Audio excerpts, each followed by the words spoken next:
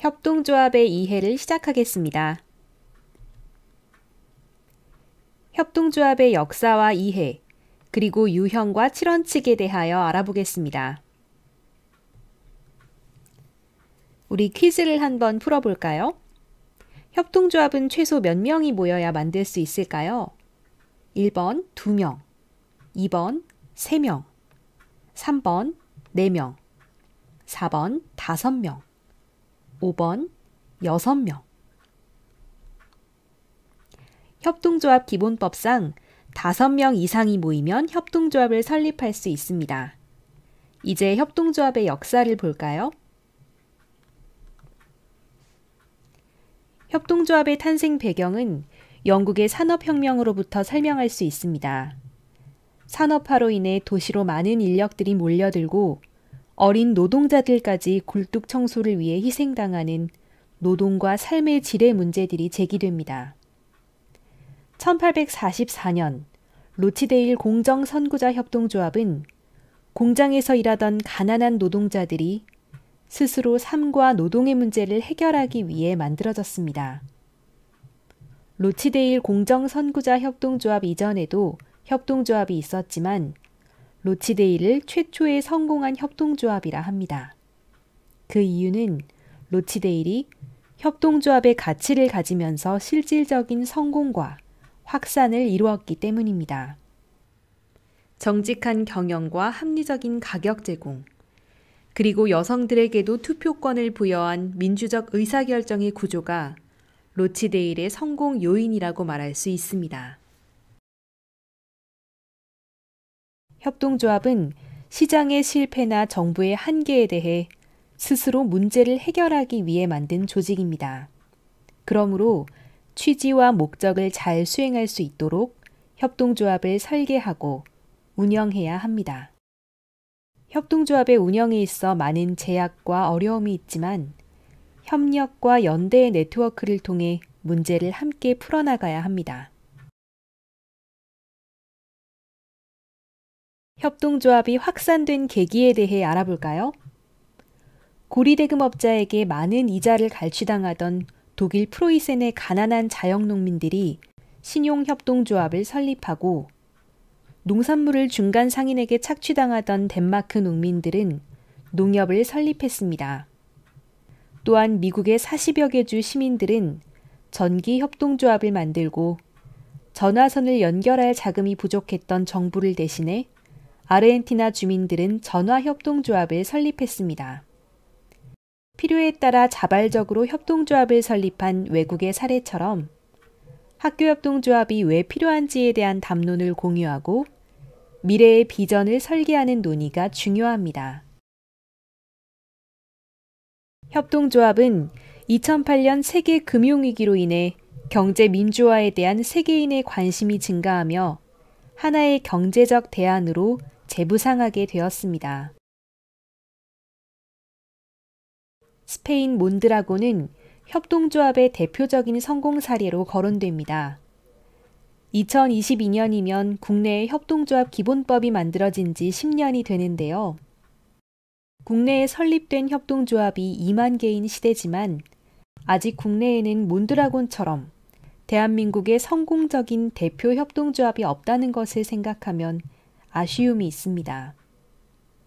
협동조합이 과연 자본주의의 대안이 될 수 있는가 하는 질문에 현실의 벽을 허물고 간극을 좁히기 위해 전국의 협동조합들은 폭넓은 활동을 하고 있습니다. 그러나 아직 대표 사례가 만들어지지 못하는 환경이나 생태계의 미약함을 살펴보며 향후 제도적인 뒷받침과 개선을 위한 관심이 필요한 시점이라 할 수 있습니다. 2012년 유엔이 세계 협동조합의 해를 정했을 때는 마침 국내에서 여야 만장일치로 협동조합 기본법이 통과돼 매우 우호적인 상황이었기에 법 제정이 이견 없이 순조롭게 이루어졌습니다. 이제 국내 협동조합의 발자취를 알아볼까요? 우선 우리는 100년의 협동조합 역사를 가지고 있다는 점을 강조하고 싶은데요. 역사적 굴곡을 거치면서 일제강점기에도 생명력을 잃지 않고 연대의 필요와 욕구를 자조적으로 민간에서 실천해왔습니다. 개, 둘의 향약의 전통적인 자치 조직들이 바로 협동조합 방식으로 운영됐으며 1950년대에는 정부 주도의 협동조합이 설립됐습니다. 또한 1970년대에는 신용협동조합이 생겨나고 1990년대에는 소비자 생활협동조합 운동이 시작됐습니다.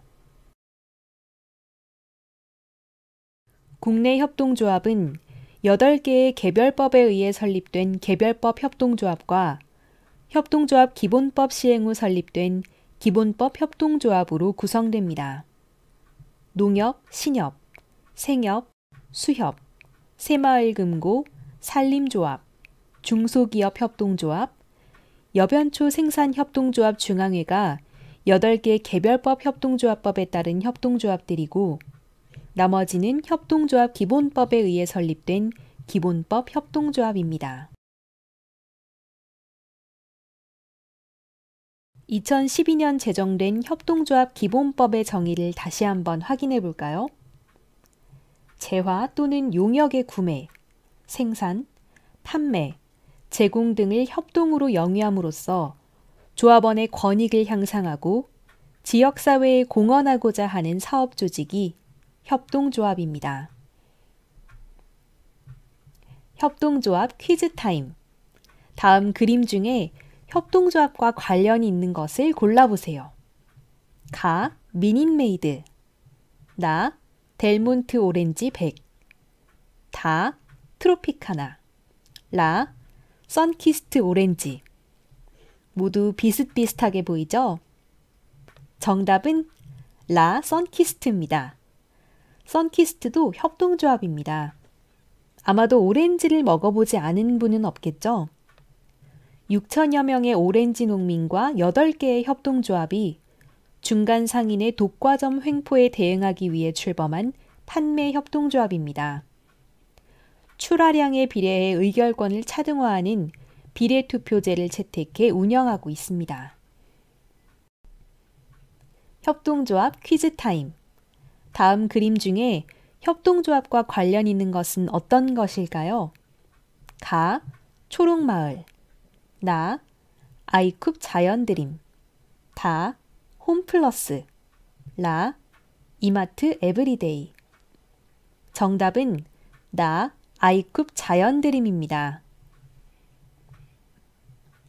아이쿱 생협은 소비자 조합원과 생산자가 함께 운영하는 사업체를 기반으로 윤리적 소비와 생산을 실천하는 협동조합입니다.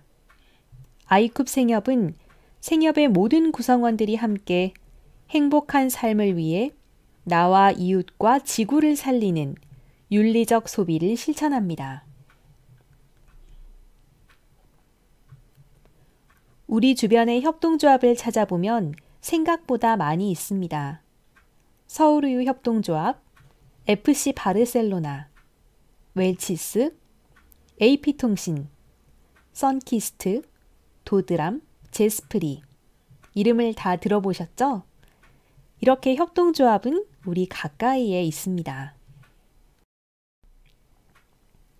협동조합은 과연 어떤 것일까요? 단순히 좋은 일을 하는 공동체일까요? 협동조합은 필요에 의한 목적을 가진 사람들의 결사체면서 또 협동조합은 사업체입니다.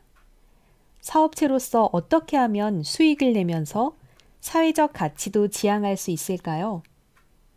학교협동조합도 여러 유형이 있으므로 지금의 시점에서 어떠한 유형의 학교협동조합을 운영할지 결정하는 일이 매우 중요합니다. 다음은 협동조합의 정의입니다. 다양한 섹터에 참여하는 사람들이 공동으로 소유하고 민주적으로 운영하는 데 있어 합리적인 의사결정과 충분한 의사소통, 그리고 조합 고유의 문제 해결 노하우 등이 요구됩니다. 사업체를 통해 경제적, 사회적, 문화적 열망이 무엇인지 다시 한번 설립 초기의 초심으로 돌아가서 생각해 보는 일이 필요합니다. 언제나 현실과 필요에 기반해 운영되는 사업 조직이 협동조합이라는 것을 명심하면 좋겠습니다.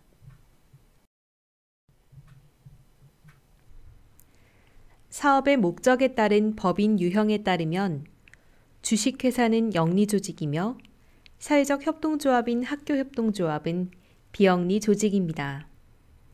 그러므로 필요에 의해 지속 가능한 운영을 하는데 고민이 필요합니다. 협동조합과 주식회사의 비교를 보여주는 표인데요. 두 조직의 가장 큰 차이점은 협동조합이 출자 좌수에 관계없이 1인 1표인데 반해 주식회사는 1주 1표라는 것임을 알 수 있습니다. 일반 협동조합과 사회적 협동조합을 비교한 표입니다. 사회적 협동조합은 배당이 금지되어 있지만 운영의 노하우를 모색할 방안들은 충분히 있으므로 활용 가능한 자원을 최대한 이용하면 좋습니다. 일반 협동조합은 조합원의 필요에 따라 설립되며 4가지 유형으로 구분됩니다. 사회적 협동조합은 사회적 목적 실현, 비영리법인, 다중이해관계자 구성의 특징을 갖고 있습니다. 학교협동조합은 사회적 협동조합입니다. 협동조합은 필요와 사업에 따라 사업자 협동조합, 직원 협동조합, 소비자 협동조합, 다중이해관계자 협동조합으로 나눌 수 있습니다. 이제 협동조합의 장점에 대해 알아보겠습니다. 민주적 운영 방식의 장점이 바로 협동조합 조직 안에 내재되어 있습니다. 예를 들면 독과점의 횡포를 방어하고 규모의 경제를 실현할 수 있으며 정보 공유로 노동자들의 소외 가능성이 상대적으로 낮습니다. 무엇보다 사회적 협동조합은 1인 1표에 의한 참여형 생산 방식이기 때문에 참여자의 민주적 역량 함양과 복지 수혜자의 존엄성 향상에도 기여할 수 있습니다.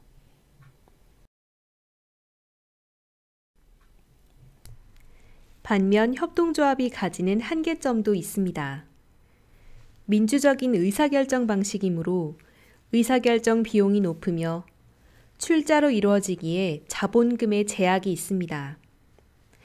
특히 학교협동조합은 구성원들이 자주 바뀌는 단점이 있으므로 이러한 고유의 약점을 보완하기 위해 조합원들이 함께 비전을 공유하고 정체성 회복을 위해 지속적인 교육과 학습을 해야 한다는 점을 기억해야겠습니다.